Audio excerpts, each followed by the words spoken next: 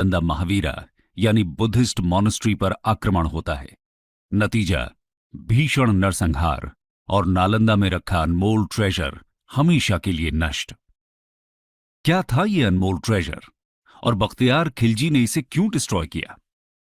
और सबसे बड़ी बात, नालंदा पर आक्रमण ही क्यों किया गया? वो न तो किसी राजा का किला था और ना ही खजाना जमा किए हुए कोई मंदिर, बल्कि वो तो शिक्षा का प्रचार प्रसार करने वाली एक यूनिवर्सिटी थी। दोस्तों, आज हम अपने इस वीडियो में इन सभी सवालों का जवाब देने की कोशिश करेंगे। तो आइए शुरू करते हैं। इंट्रोडक्शन। नालंदा पर हुए आक्रमण के बारे में जानने से पहले नालंदा के बारे में जानना जरूरी है। दोस्तों, नालंदा महावीरा का उदय 5वीं शताब्दी में माना जाता है। यह विश्व की सबसे पुरानी यूनिवर्सिटीज में से एक है। प्रेजेंट डे बिहार में इसकी लोकेशन है। नालंदा संस्कृत के 3 शब्दों से मिलकर बना है, ना, अलम, दा, जिसका अर्थ होता है ना रुकने वाला ज्ञान का प्रवाह। नालंदा महावीरा की जानकारी हमें हुएन सैंग और इत्सिंग जैसे चाइनीज ट्रैवलर्स के अकाउंट से मिलती है। ह्यूएन सैंग 7th सेंचुरी में नालंदा आते हैं। वो इसकी स्थापना का श्रेय गुप्ता वंश के शासक कुमार गुप्ता वन को देते हैं। ह्यूएन सैंग लिखते हैं कि यहां 10,000 मंक्स और 1,510 टीचर्स रहते थे। मतलब ये एक रेजिडेंशियल यूनिवर्सिटी हुआ करती थी। नालंदा में China, Japan, Korea, Indonesia, Persia, Turkey और श्रीलंका जैसे देशों से लोग पढ़ने के लिए आते थे। यहां बुद्धिज्म के साथ साथ astronomy, mathematics, philosophy, medicine, grammar जैसे सब्जेक्ट्स की शिक्षा भी दी जाती थी। यहां तक कि उपनिषद्स के कुछ ओरिजिनल मैन्युस्क्रिप्ट्स भी यहां मौजूद माने जाते थे। साथ ही यहां स्टूडेंट्स को कोई फीस भी नहीं देनी होती थी। यहां पढ़ने वालों में हर्षवर्धन, वासुबंधु, धर्मपाल, नागार्जुना, पद्मसंभव और ह्यून सैंग जैसे बड़े बड़े नाम शामिल थे। ऐसा भी माना जाता है कि ग्रेट एस्ट्रोनॉमर और मैथमेटिशियन आर्यभट्ट इस यूनिवर्सिटी के हेड रहे थे। ज्ञान का ये केंद्र लगभग 800 सालों तक ऐसे ही फलता फूलता रहा। लेकिन 12th सेंचुरी में अचानक ये अतीत के अंधेरों में खो जाता है। इसके पीछे की कहानी बड़ी रोमांचक है। Invasion of Nalanda. दोस्तों, नालंदा पर एक नहीं 3 आक्रमण हुए थे। पहले 2 आक्रमण के बाद इसे फिर से रीबिल्ड कर लिया गया था, लेकिन तीसरा आक्रमण इसके लिए फेटल साबित होता है। सबसे पहला आक्रमण स्कंदगुप्त के समय 455 to 467 एडी मिहिर कुल के नेतृत्व में हुनर्स ने किया था। हुनर्स बेसिकली सेंट्रल एशियन ट्राइब्स के एक ग्रुप को कहते हैं जो खाइबर पास के थ्रू इंडिया में एंटर करते हैं। 4th और 6th सेंचुरी सीई के बीच यानी कि गुप्ता एम्पायर के समय हुनर्स के इन्वेजन इंडिया पर हुए थे। लेकिन स्कंदगुप्त के सक्सेसर्स न सिर्फ नालंदा को रिस्टोर करते हैं, बल्कि और भी बड़ी बिल्डिंग बनाकर इसे इंप्रूव कर देते हैं। नालंदा पर दूसरा आक्रमण अर्ली 7th सेंचुरी में बंगाल के गौदास राजवंश के द्वारा किया गया था। इस आक्रमण के बाद बुद्धिस्ट किंग हर्षवर्धन नालंदा को रीबिल्ड करते हैं।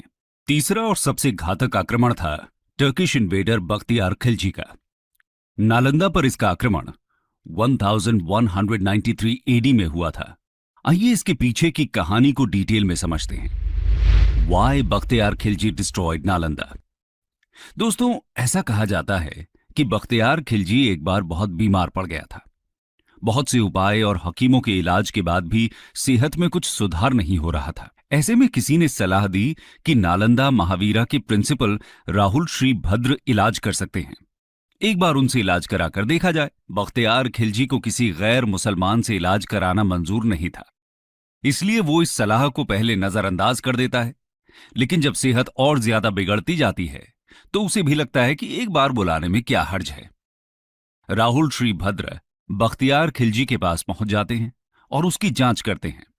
खिलजी इनके सामने ये शर्त रख देता है कि वो इनकी दी हुई कोई भी दवा नहीं खाएगा। इस तरह से वो राहुल श्री भद्रा को चैलेंज करना चाहता था और हिंदूज को भी नीचा दिखाने की कोशिश कर रहा था।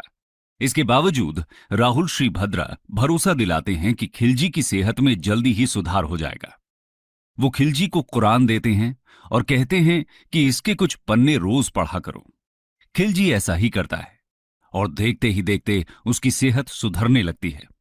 दोस्तों, राहुल श्री भद्रा ने कुरान के पन्नों में दवा लगा दी थी, जो पढ़ते समय खिलजी तक पहुंच जाती थी और इस तरह वो पूरी तरह सही हो जाता है। जब खिलजी को इस बात का पता चलता है तो उसे बहुत ज्यादा इनसिक्योरिटी और जेलसी फील होती है। उसे लगता है कि इन काफिरों के पास मुस्लिम हकीमों से ज्यादा ज्ञान कैसे है। बस इसी बात से नाराज खिलजी फैसला करता है कि वो इस ज्ञान के सोर्स को ही हमेशा हमेशा के लिए खत्म कर देगा। आइए जानते हैं कि इस ज्ञान का सोर्स आखिर था क्या। Destruction of Nalanda. दोस्तों, राहुल शीलभद्रा और नालंदा में रहने वाले उनके जैसे हजारों बुद्धिस्ट मंक्स के ज्ञान का सोर्स था यहां की लाइब्रेरी। नालंदा के पास उस वक्त दुनिया की सबसे बड़ी लाइब्रेरी थी। इसका नाम धर्मगंज हुआ करता था और ये 3 बड़ी बहुमंजिला इमारतों से मिलकर बनती थी, जिनका नाम था रत्नासागरा, रत्नोदधि और रत्नरंजक। इसमें करीब 90 लाख किताबों का संग्रह था। खिलजी को जब इस बात का पता चलता है तो वो नालंदा पर आक्रमण करने का फैसला करता है। हजारों की संख्या में यहां रह रहे बुद्धिस्ट मंक्स की बेरहमी से हत्या कर दी जाती है। बहुत से स्कॉलर्स को तो जिंदा ही जला दिया जाता है। खिलजी की सेना निहत्थे बौद्ध भिक्षुओं पर भूखे भेड़ियों की तरह टूट पड़ती है। चारों तरफ कत्लेआम मच जाता है। उसके बाद यहां की लाइब्रेरी में आग लगा दी जाती है।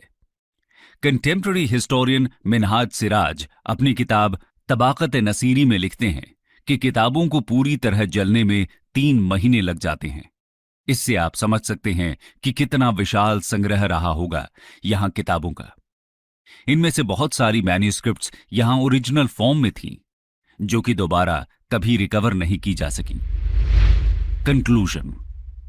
दोस्तों, खिलजी ने सिर्फ एक यूनिवर्सिटी को ही डिस्ट्रॉय नहीं किया, बल्कि एक पूरे ट्रेडिशन को तबाह कर दिया।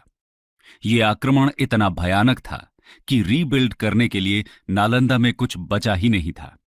रह जाते हैं तो सिर्फ कांधार में बनी इमारत के कुछ अवशेष, जो समय के साथ मिट्टी में दफन हो जाते हैं। नालंदा को डिस्ट्रॉय करने के बाद खिलजी बिहार में ही 2 और यूनिवर्सिटीज, विक्रमशिला और उदंतपुरी को भी डिस्ट्रॉय कर देता है। यह सिर्फ भारत का नुकसान नहीं था, बल्कि पूरे विश्व का नुकसान था। सिर्फ एक व्यक्ति की जलन और इनसिक्योरिटी की वजह से हजारों वर्षों का ज्ञान संग्रह जलकर राख हो जाता है। भारत जैसा कल्चर, जहां किताब के एक पन्ने को फाड़ना भी पाप माना जाता है, उसके इतिहास में होने वाली ये घटना सच में शर्मसार करती है। दोस्तों, नालंदा के लॉस्ट ट्रेजर को तो हम फिर से जीवित नहीं कर सकते, लेकिन इंडियन गवर्नमेंट ने नालंदा महावीरा को फिर से एजुकेशन के हब के रूप में डेवलप करना जरूर शुरू किया है। इसका आइडिया पहली बार 2006 में former late president APJ Abdul Kalam ने प्रपोज किया था। फाइनली इंडियन पार्लियामेंट ने नालंदा यूनिवर्सिटी एक्ट 2010 पास करके यहां फिर से यूनिवर्सिटी बनाने का डिसीजन लिया।